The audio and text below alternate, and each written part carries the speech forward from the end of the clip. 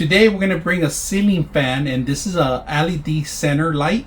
So we're going to take a look at the actual object, see what you get when you get something like this, and also we're going to include it, we're going to set it up and see how well it looks. All right, so what you get out of the box, you get the instructions. All right, look at the actual wooden panels. They're super long and large. If you get beautiful details, real genuine wood. If you guys can see, there's not fake, they're all wooden.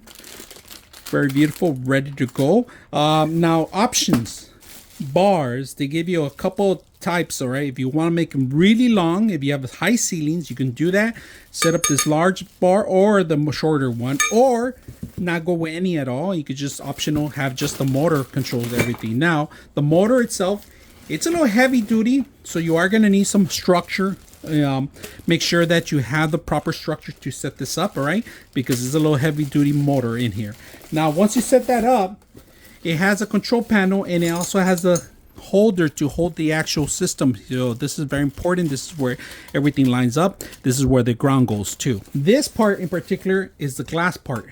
This is what you got to be. This is the most fragile part in the actual structure here, so just make sure it's nice and covered and secure. In fact, we're going to cover it back up with the foam. And then the base itself, all right,